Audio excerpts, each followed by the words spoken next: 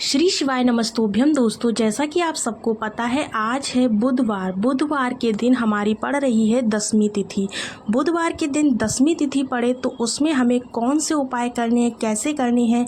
धन को लेकर आप परेशान हैं, संपदा को लेकर परेशान है, व्यापार नहीं चल रहा है, नौकरी के लिए परेशान है या फिर किसी भी तरीके से आपको परेशानी हो रही है तो आप इस उपाय को ज़रूर कीजिएगा दसवीं के दिन। तो चलिए वीडियो को स्टार्ट करते हैं। सभी को श्री शिवाय नमस्तोभ्यम। सभी को पता है कि बैसाख का महीना चल रहा है और बुधवार का दिन है। इस पूरी वीडियो में हम लोग सबसे पहले बात करने वाले पूज्य गुरुदेव की कथा से सुनकर बहुत अच्छे से आपको सारे उपाय बताने वाली हूँ। देखिएगा, आपको शक्कर से उपाय को करना है, हरी चूड़ियों से उपाय को करना है, जिससे कि आपके घर में धन, संपदा, व्यापार, नौकरी सब कुछ आपका अच्छा चलने लगेगा। करना कैसे है इन उपायों को, तो इसके बारे में हम यहाँ पर बात कर लेते हैं। देखिए, पहला जो उपाय है वो आपको किससे करना है, तो वो आपको शक्कर से करना है। शक्कर से करने के साथ साथ आपको कौन सी चीज़ें इसके साथ में लेनी है, इसके बारे में भी हम लोग बात कर लेते हैं। इससे पहले आपसे एक छोटी सी विनती है कि आपको करना क्या है, वीडियो को एक लाइक करना है और चैनल को सब्सक्राइब कर लेना है अगर चैनल पर पहली बार आए हैं, और इसके साथ ही साथ वीडियो को शेयर ज़रूर कीजिएगा। देखिएगा, आपको जो पहला उपाय करना है वो कैसे करना है। चीनी सभी के घर में होती है। चीनी, इसके फ़ायदे बता दूँ, इससे क्या फ़ायदा होने वाला है। तो ये आपकी मनोकामनाओं को पूरा करेगा। जो पहला वाला उपाय है, बहुत दिनों से जो आपकी अधूरी मनोकामना है वो पूरी हो जाएगी।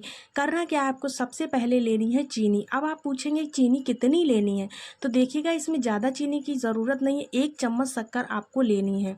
उसके बाद में हमें ज़रूरत होगी किसकी, एक बहुत ही प्यारी सी बेलपत्र की। किसकी, बेलपत्र की ज़रूरत होगी। बेलपत्र कहीं से भी कटी पटी नहीं होनी चाहिए, बिल्कुल साफ़ सुथरी लेना है। साथ ही साथ आपको लेना है एक तावे का लोटा, जिससे हम जल चढ़ाते हैं, ठीक है ना।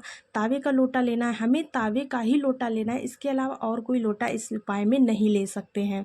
सबसे पहले आप क्या करोगे, आपको अपने घर से इस लोटे में जल भर लेना है। जल भरने के बाद में आपको जो बेलपत्र दी है, जो बेलपत्र मैंने बताई, उस एक बेलपत्र को इस लोटे में डाल देना है। जो 1 चम्मच शक्कर मैंने बताई थी, उस 1 चम्मच शक्कर को भी इस लोटे में ही डाल देना है। कलश को 5 मिनट तक आपको ऐसे ही रखा रहने देना है।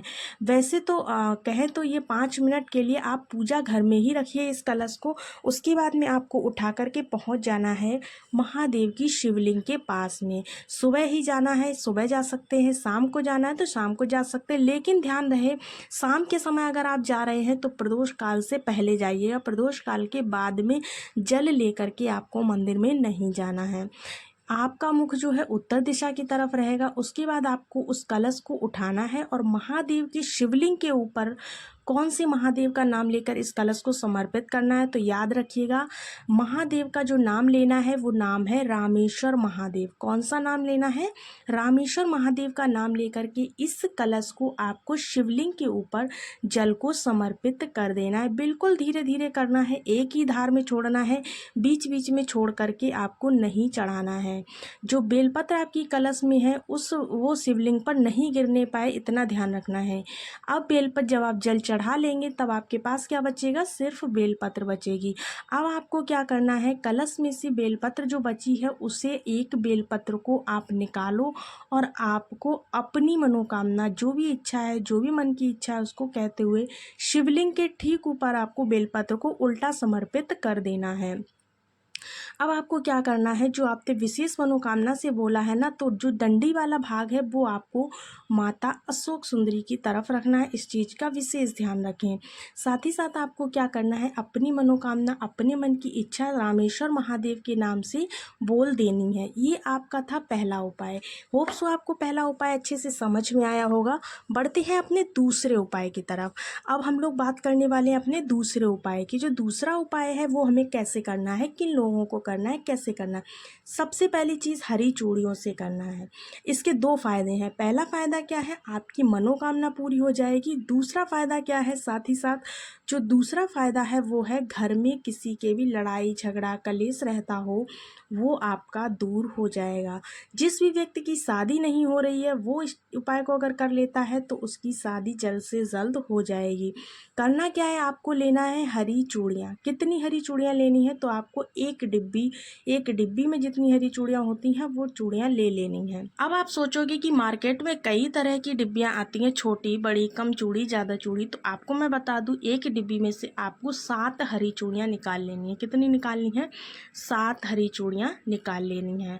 अब क्या करना है आपको, इन चूड़ियों को ले लिया आपने। अब देखो उन चूड़ियों को आपके घर के आसपास कहीं पर भी जो किन्नर होते हैं ना, किन्नर रहते होंगे, बुधवार का दिन है, हम आपको बता दें कि किन्नर जो होते हैं ना, किन्नर लोगों को ये चूड़ियाँ आपको दान करना है। क्या करना है? मतलब उनको देना है। इससे हमें क्या मिलता है? आशीर्वाद मिलता है, आशीर्वाद मिलता है। ऐसा माना गया है कि इनका श्राप अगर मिल जाए तो बहुत जल्दी इनका श्राप लगता है।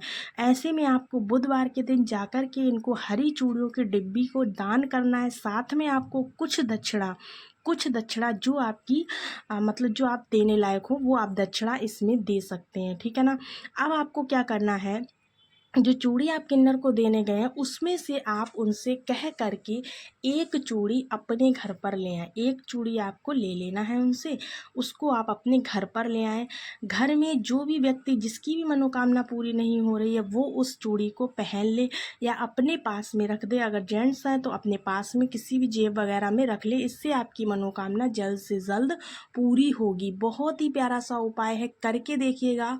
साथ ही साथ आपको बता दें, बहुत ही प्यार से उनसे मांगिएगा तो वो बहुत ही आसानी से आपको एक चूड़ी दे देंगे। ये चूड़ी आपको आशीर्वाद के रूप में मिल रही है। ये आशीर्वाद अगर आपको मिल जाता है ना तो इनके हाथों से अगर आशीर्वाद मिल जाए ना तो आपकी हर मनोकामना पूरी होती है। एक चीज़ का विशेष ध्यान रखिएगा, जब ये चूड़ी दे रहे हो ना तो उस समय आपको अपने मन में अपनी इच्छा को रखना है। अपनी जो भी मनोकामना है, जिस भी मनोकामना से आप ये चूड़ी उनको देने जा रहे हैं, उस मनोकामना को जरूर से याद रखिएगा।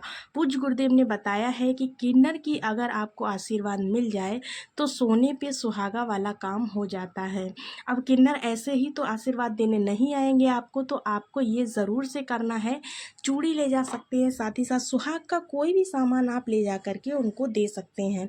मैंने यहाँ पर आपको चूड़ी का उपाय बताया है, आप चाहें तो साड़ी दे सकते हैं, कोई भी वस्त्र दे सकते हैं, जिसके साथ में आपको दक्षिणा विशेष करके रखना है। दक्षिणा के बिना आपका जो भी आप दान करने जा रहे हैं वो दान आपका नहीं लगने वाला है। तो इसलिए कभी भी किसी भी समय आप कोई चीज़ दान करते हैं तो ऐसे में आप उसके साथ में दक्षिणा जरूर से रखिएगा। दक्षिणा के साथ में जो दान आप करते हैं ना वो सीधा का सीधा आपको आशीर्वाद देने वाला दान माना जाता है। तो होप सो दोस्तों आपको दोनों उपाय बहुत पसंद आए होंगे। अगर उपाय अच्छे लगे हैं तो वीडियो को एक लाइक ज़रूर कीजिए और कमेंट्स में हमें ज़रूर बताइएगा कौन सा उपाय आपको बहुत ज़्यादा उपयोगी लगा है और आपने कौन सा उपाय करना है, कौन सा कर रहे हैं। और वीडियो के अंत में हम यही कहना चाहेंगे कि आप कमेंट्स में हर हर महादेव ज़रूर लिखा कीजिए।